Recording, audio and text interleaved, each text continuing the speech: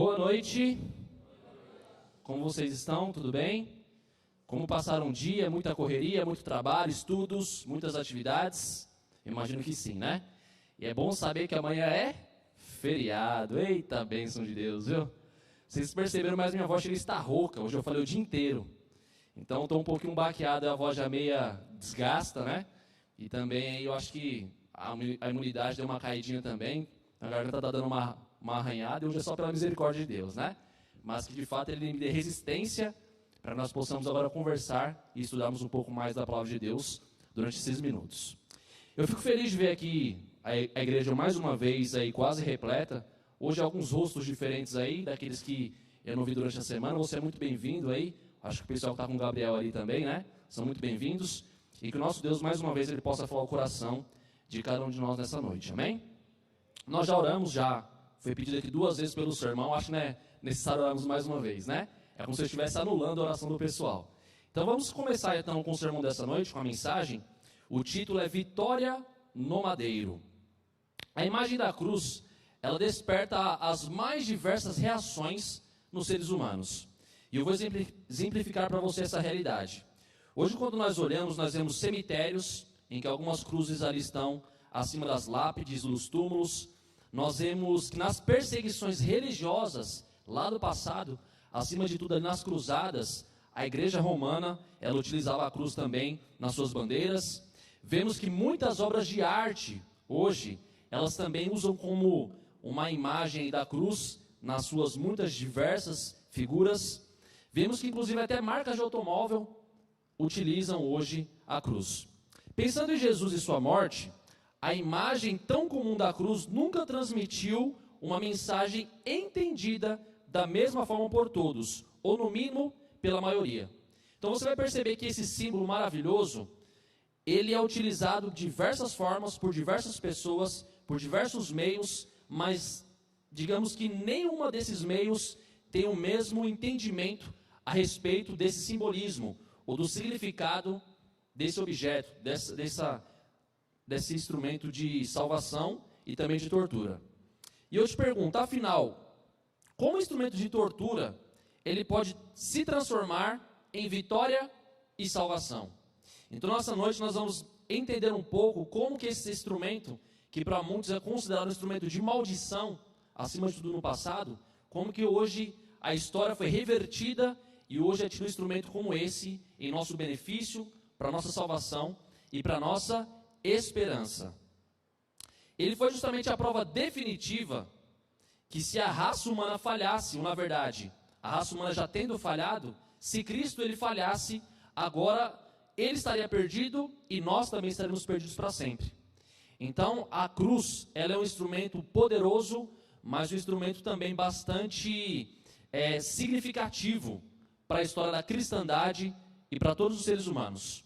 Queridos, já passou pela sua mente a realidade ou o risco que havia de Cristo ele poder ter pecado, se tornando assim um pecador, e ele necessitaria de um Salvador e nós estaríamos perdidos? Já passou isso pela sua cabeça? O livro História da Redenção, ele nos mostra que quando foi feito o concílio lá no céu, nas eras eternas, que a divindade, juntamente com o Pai e Espírito Santo, quando o Cristo agora ele se ofereceu, ele se prontificou para morrer pela raça humana, ou para vir executar o plano da redenção, que Deus, o Pai, ele ficou relutante. Não significava dizer que Deus, o Pai, não nos ame tanto quanto Jesus. Porém, ele sabia que aquela vinda de Cristo para essa terra envolvia muitos riscos.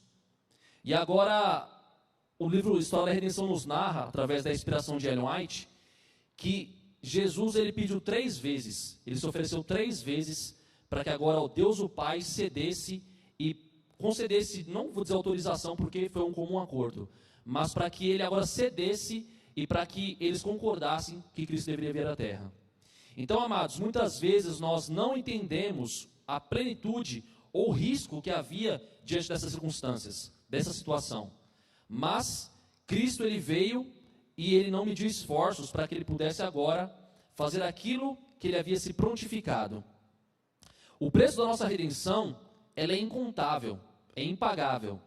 E eu gosto muito de uma citação de um rapaz chamado John Stott, um teólogo do livro A Cruz de Cristo, que nos fala o seguinte: o caminho que ele trilhou não foi apenas o da morte, mas o de inominável dor, de uma angústia sem medida. Usada pelos povos antigos, a cruz era um instrumento desenhado para causar a morte mais dolorosa, lenta, cruel e vergonhosa possível. Era reservada apenas para os piores criminosos. E para Cícero, um orador romano que viveu entre os anos de 106 a 43 a.C., crucificar um cidadão romano é crime. Chicoteá-lo é abominação. Crucificá-lo é o quê? Não há palavras que possam descrever esse ato tão horrível.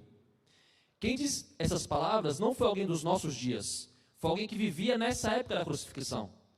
E imagina, nas palavras desse rapaz, nós podemos ver que, de fato, esse instrumento de tortura, a cruz, para um romano, era uma abominação. Mas para outras pessoas, eles acabavam utilizando, acima de tudo, para criminosos, bandidos, para pessoas que eles tinham como alto risco de periculosidade. Não que Jesus entrasse nesse patamar, digamos assim, né? Ou nesse padrão. Porém, nós sabemos que era uma profecia que deveria se cumprir, que Cristo morreria crucificado no madeiro. Um rapaz chamado Frederic Zugibe, ele é um médico legista e um investigador criminal.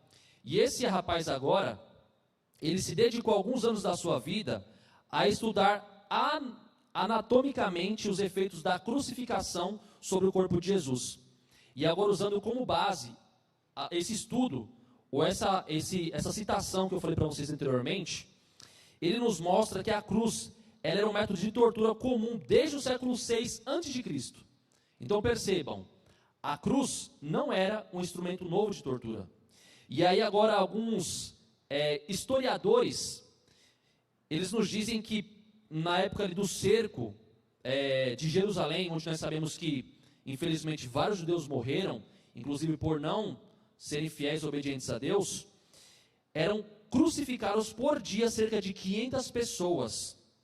E, para vocês terem ideia, faltava espaço e árvore suficiente para fazer a quantidade de cruz necessária. Então imagina o quanto devia ser espantoso aquela situação de ver várias pessoas gritando, sofrendo, devia ser de fato uma situação traumática. Mas é dessa forma que funcionava no passado.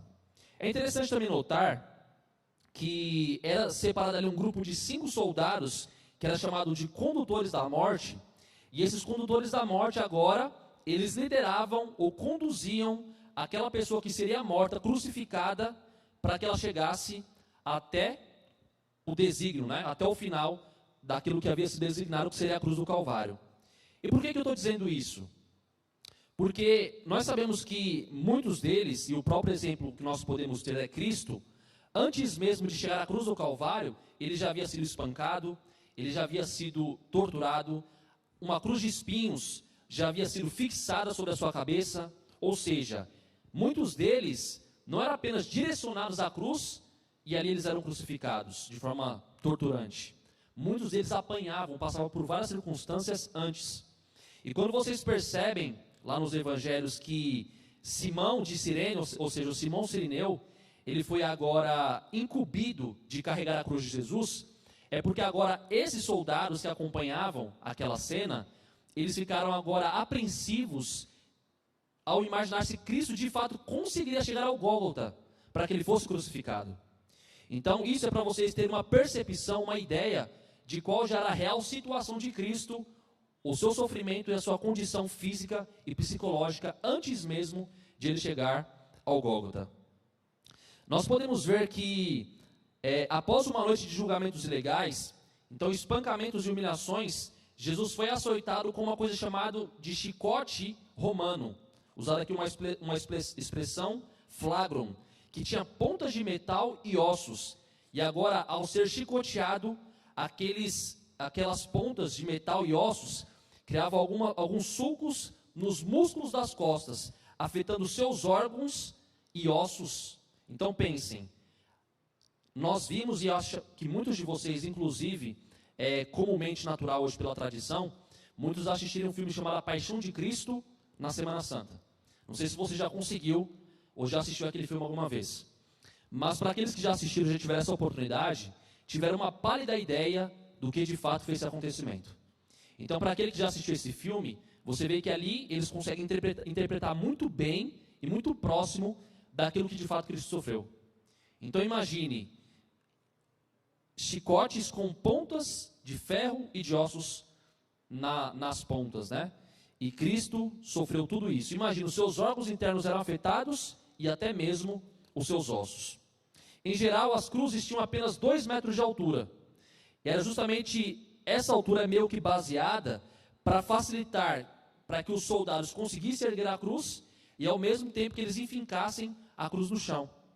Então, a não ser para um ladrão de extrema proporção, maior, grande, alto, ou para alguém extremamente violento, para que aquela pessoa sofresse, as cruzes elas tinham essas medidas. E os soldados naquela época, os romanos, eles utilizavam pregos de 12 centímetros de espessura e pregos enferrujados. Então imaginem aí qual eram as circunstâncias da crucificação de Jesus e de outras pessoas. Esses relances dolorosos revelam que temos apenas uma vaga ideia do sofrimento de Jesus. Para uma geração acostumada com tanto conforto e prazeres, uma dor assim para nós é inimaginável. Então, para a gente que tem um sofá gostoso, quem sabe uma cama confortável, para a gente é inimaginável, nós conseguimos entender agora o quanto foi torturante, difícil e, ao mesmo tempo, triste a realidade que Cristo passou. Porém, o sacrifício de Cristo não envolvia apenas uma cortante dor física, mas, digamos que de forma ainda mais impactante, uma dor espiritual. Na mentalidade bíblica, se alguém morria pendurado em um madeiro, essa pessoa ela poderia ser considerada maldito ou maldita, uma pessoa amaldiçoada. Essa era a percepção das pessoas, da tradição e da cultura judaica e daquela cultura oriental daquela época. Eu vou te convidar agora a ir lá para Gálatas, no capítulo 3, primeiro texto que nós vamos ler nessa noite, porque ali nos mostra, de fato, aquilo que Cristo passou e como, eu acabei de narrar para vocês aqui, tradicionalmente, as pessoas eram definidas por serem crucificadas aí no madeiro. Então, se nós fôssemos olhar hoje aqui para a nossa realidade mais presente, mais moderna e quem sabe atual, é como se uma pessoa chega na cadeia com o estigma de estuprador, com um estigma de um assassino ou coisas muito semelhantes. Então, para a sociedade era um impacto muito grande aquelas pessoas que eram crucificadas no madeiro, na cruz. E Gálatas capítulo 3, agora que o apóstolo Paulo, ele nos narra aquilo que Cristo sofreu e passou por amor de cada um de nós. Gálatas capítulo 3, nós vamos ler agora o verso 13. Olha o que nos diz. Cristo nos resgatou da maldição da lei, fazendo-se Ele próprio maldição em nosso lugar. Porque está escrito, maldito todo aquele que for pendurado no madeiro. Então aqui o apóstolo Paulo agora ele resume qual que era a nossa condição como pecadores perdidos, mas mostrando agora que Cristo se fez maldição, assumindo a nossa culpa, assumindo os nossos pecados, para que agora ele pudesse ser o nosso substituto. Eu vou te convidar agora a voltar um pouquinho algumas páginas para 2 Coríntios. Então, bem pertinho mesmo. 2 Coríntios capítulo 5, verso 21. Agora ele complementa, ou de alguma certa forma podemos dizer que existe um paralelo entre os dois versos. Existe aqui um complemento daquele verso que nós acabamos de ler. 2 Coríntios 5, 21. Aquele que não conheceu o pecado, ele o fez pecado por nós, para que nele fôssemos feitos justiça de Deus. Então Cristo, ao se tornar maldito, se fazendo alguém maldito por morrer por cada um de nós, ele também agora nos dá a condição de sermos, de acordo com a palavra de Deus, também somos adotados como filhos de Deus. Então, ele nos dá agora, por essa condição, uma oportunidade, uma coisa muito bonita, que nós não teríamos se não fosse por através do plano da salvação e pela execução dele por através de Cristo. Os pecados de todos os seres humanos de todas as épocas, eles foram colocados sobre Cristo. Então imagine, o mundo, de acordo aí com a Bíblia e alguns teólogos, dizem que existe mais ou menos 6.000 anos. E nós estamos no ano 2023 antes de Cristo. Então pensem que desde Adão e Eva, quantos bilhões ou trilhões de pessoas não passaram por este mundo. E inclusive aqueles que ainda estão por nascer, que já nascem infelizmente pecadores, de acordo com o salmista Davi, não é verdade? Ele nos diz que nós nascemos em pecado, porque em pecado a nossa mãe ela nos concebe. Então o ser humano ele já não escolhe nascer como pecador, ele já nasce por hereditariedade. E nós vemos que agora Cristo, ele assume todos esses pecados ao morrer na cruz do Calvário. Os pecados de pessoas de todas as eras passadas e também das eras ou dos anos que estão por vir, que nós esperamos que não seja tantos anos, né? Mas que a volta de Jesus ela aconteça o mais breve possível, né? Amém por isso. Nesse processo, o Pai com quem Jesus tinha uma grande ligação, desde a eternidade, teve que se afastar. E isso provocou uma angústia infinita em Jesus. Queridos, quando eu estava aqui estudando e preparando esse sermão, isso me chamou muita atenção. Porque quando eu estava falando aqui sobre a cruz, vocês puderam perceber que os sofrimentos de Cristo na cruz, eles são muitas vezes inentendíveis para a gente.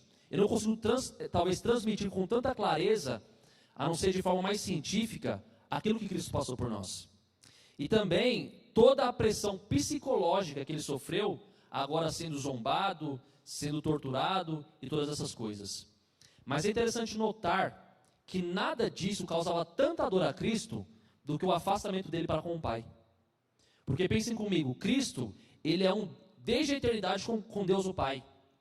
E agora, pelos pecados da humanidade, de todas as eras e de todos os tempos estarem sobre os ombros de Cristo, aquilo causou uma separação inevitável de Deus o Pai. E o fato de Cristo não poder vê-lo agora, isso trazia uma angústia indescritível ao coração de Deus.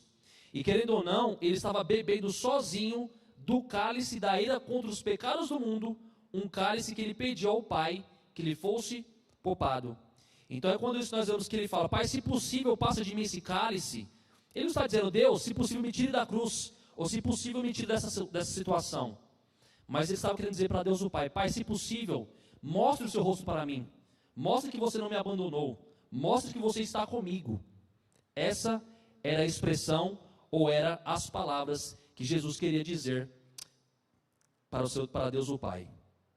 Eu não sei quantos de vocês já leram ou tiveram a oportunidade de ler o livro Desejado de Todas as Nações. Alguém já leu esse livro? Queridos, esse eu posso dizer para vocês sem medo de errar, e essa pode ser a minha opinião, não sei se você que lê já vai concordar, que talvez esse seja o livro, para mim, o principal dos livros do Espírito de Profecia. Ele é um livro que, quando eu li no teológico e depois algumas vezes mais, é um livro que ele me tocou profundamente. Porque é um livro que nos mostra de fato quem Cristo é na sua essência. Quando nós lemos a palavra de Deus, a Bíblia, os Evangelhos, nós temos aqui vários relatos, várias revelações. Mas ao ler aquele livro com detalhes minuciosos e ricos, nós conseguimos agora entender de fato quem Cristo é. E eu estou te dizendo isso porque aqui eu tenho uma citação que talvez seja uma das citações mais impactantes que eu já li na minha vida. E eu queria que você atentasse, que você prestasse muita atenção nessas palavras que foram escritas por Ellen White, na página 605 e 606 desse livro, falando agora em relação a Cristo, o que ele fez e o afastamento para com o Pai. Olha o que ela nos diz. Jesus se identificou com o pecado a tal ponto que imaginou que o Pai estava o rejeitando para sempre. O afastamento do rosto divino, nessa hora de suprema angústia, penetrou em seu coração com uma dor que nunca poderá ser compreendida pelo ser humano. Essa agonia era tão grande que ele mal sentia a dor física. O Salvador não podia enxergar além do sepulcro. Temia que o pecado fosse tão ofensivo a Deus que sua separação tivesse de ser eterna. Foi a sensação do amargo, foi a sensação do pecado trazendo a ira divina sobre ele como substituto do homem que tornou tão amargo o cálice que bebeu e rompeu o coração de Cristo. Eu já me emocionei várias vezes lendo esse texto e lendo alguns textos desse livro maravilhoso. Queridos, o que Cristo ele passou por cada um de nós, imagina o medo de ele se perder, o medo de agora ele não poder nos salvar e o medo de ele mesmo precisar de um Salvador. E é interessante que a última expressão que eu leio aqui, que eu li, é que fala que o coração de Cristo ele se rompeu. Então, não sei se você sabe o que significa dizer isso, mas Cristo ele teve um infarto. O coração dele simplesmente explodiu. Isso foi o que Cristo ele passou por cada um de nós. Dado o amor que ele tem por mim e por cada um de vocês. Eu vou te convidar agora a abrir em João, no capítulo 3. Nós vamos ver agora um pouquinho, alguns detalhes importantes aí, de quem de fato Cristo ele é, e aquilo que ele fez e faz por cada um de nós, mesmo nós sendo tão pecadores, tão imerecedores, de tão tamanha graça, misericórdia, bondade, mas tudo aquilo que ele não media esforços para fazer por cada um de nós. Então, João, capítulo 3, nós vamos ver aqui o verso 14 e o verso 15. Evangelho de João. E de modo porque Moisés levantou a serpente no deserto, assim importa que o Filho do Homem seja levantado, para que todo aquele que nele crê tenha a vida eterna.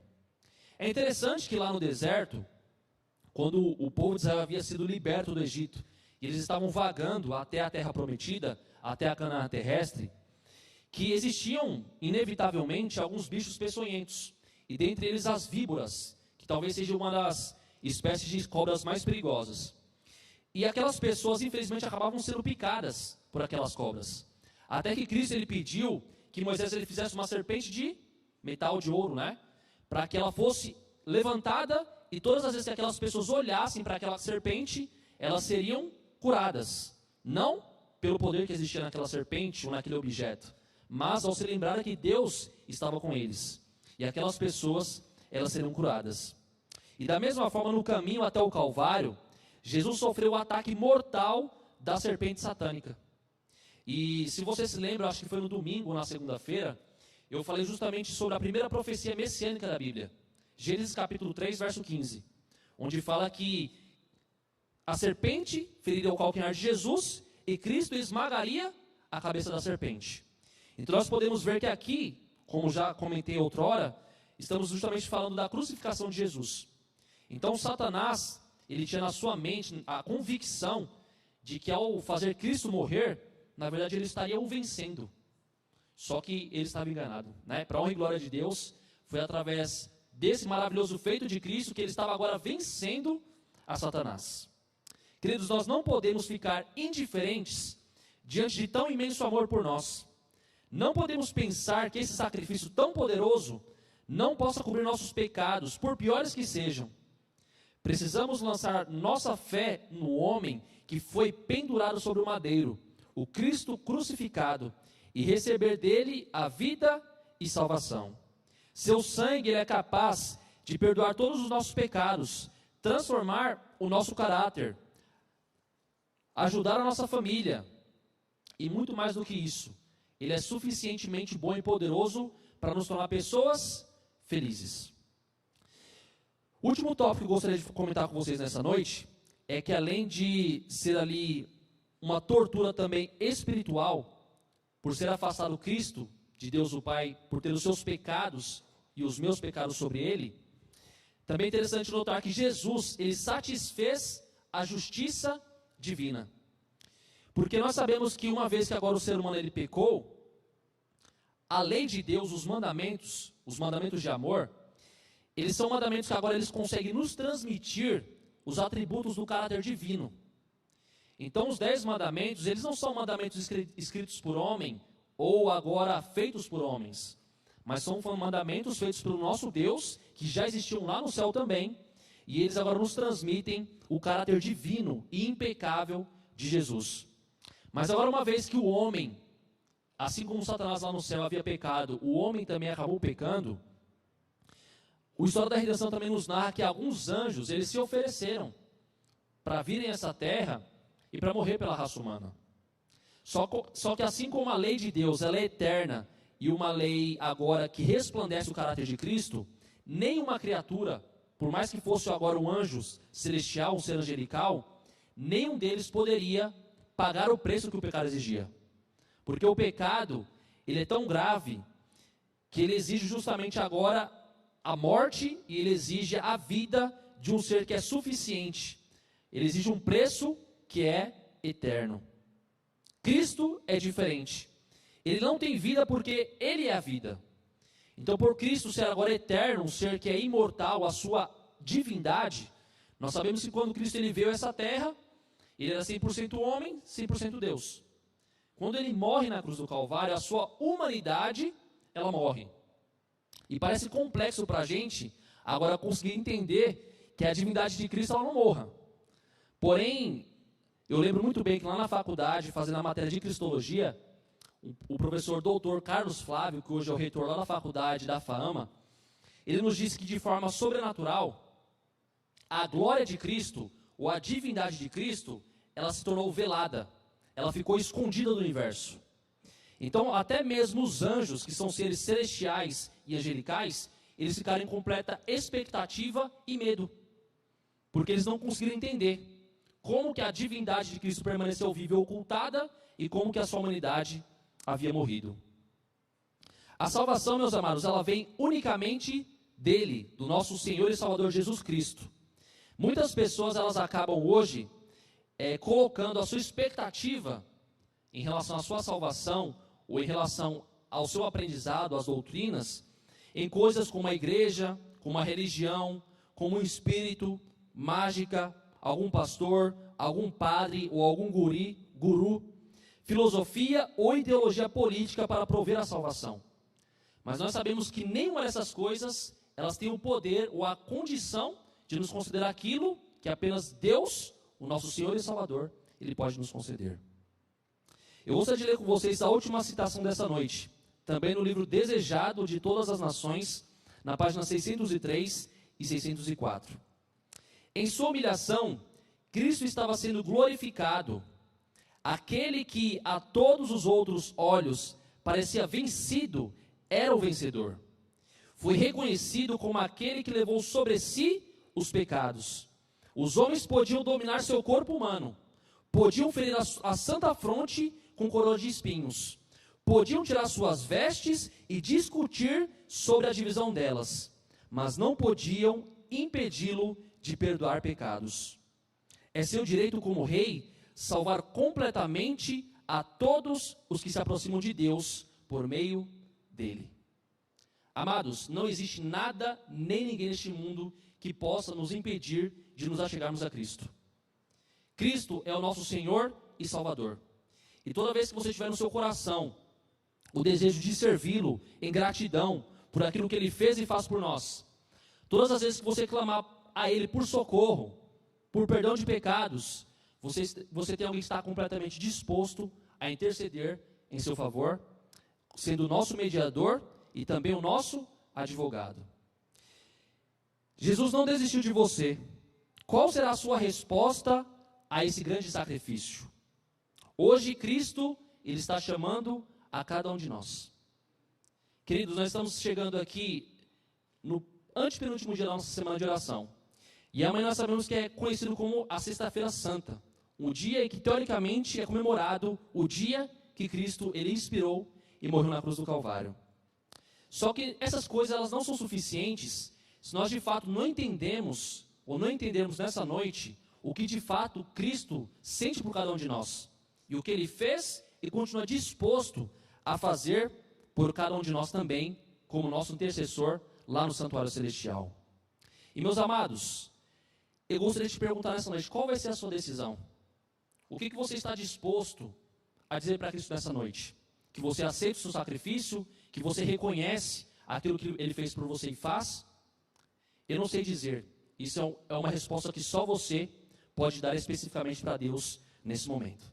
Mas nós vamos escutar um louvor.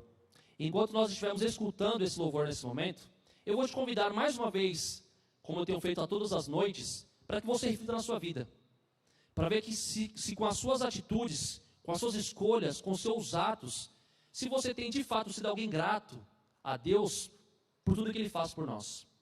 Ou se será que com a sua vida, com as suas escolhas, você tem sido alguém indiferente ou ignorado aquilo que Deus fez por nós? Reflita na sua vida nesse momento. E eu vou te convidar a fazer uma aliança com Deus. Uma aliança de fato de alguém que quer se preparar para um dia poder tocar nas marcas das suas mãos, dar um abraço. Eu anseio expectativamente por esse momento. E eu espero que isso também possa passar pela sua mente e pelo seu coração nessa noite. Então, converse com Deus enquanto nós vamos ver essa música.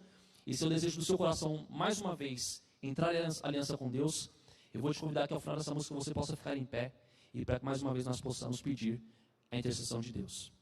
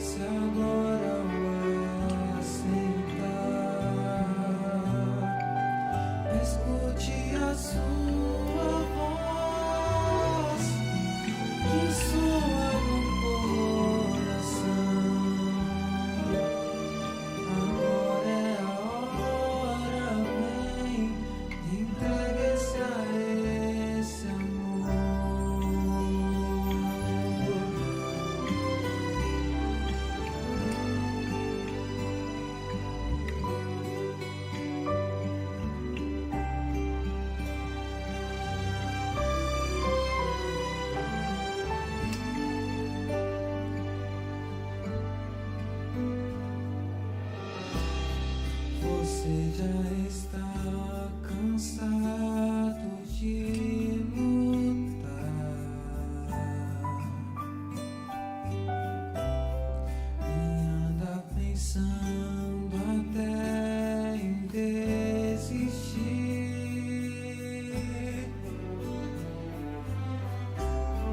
Levante a cabeça, pois Deus está aqui e quer sua vida transformar.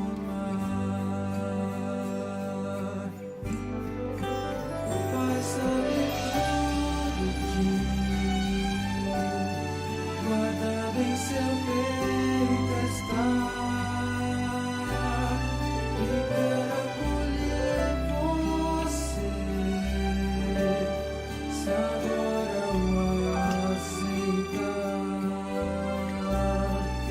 Escute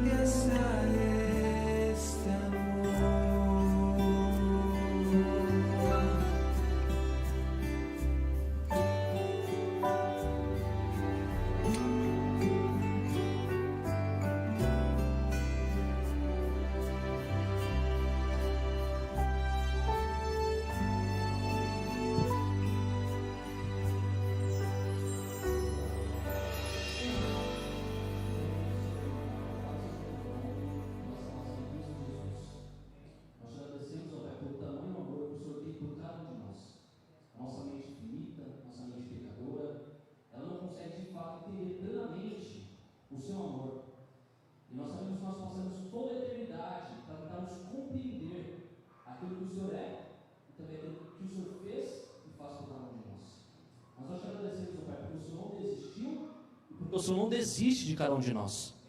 E nós te pedimos que a cada dia, através das nossas escolhas, da nossa fidelidade, da nossa obediência, que nós possamos de fato demonstrar para o Senhor que nós te aceitamos, que nós aceitamos o seu sacrifício, e que através da nossa fidelidade, nós possamos de fato aceitar e fazer a tua vontade, retribuindo, digamos assim, ou mesmo aceitando aquilo que o Senhor fez por nós, ó Pai. Nós sabemos que esse grande Deus, o nosso Salvador, Ele está muito próximo de voltar a este mundo, e nós louvamos o teu nome por isso. Nós não aguentamos mais viver numa terra de pecado, de tanto sofrimento, de tanta miséria.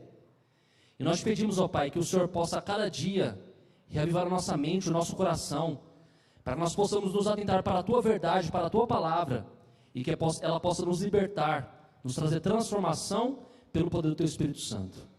Querido Deus, que nós possamos meditar em tudo que foi falado aqui nessa noite, ao longo da nossa vida, para que, reconhecendo agora tudo que o Senhor sofreu por cada um de nós, para que nós possamos não ser indiferentes, não possamos desvalorizar, mas possamos com um coração grato, podemos dizer que nós te aceitamos e que agora queremos estar um dia com o Senhor no céu.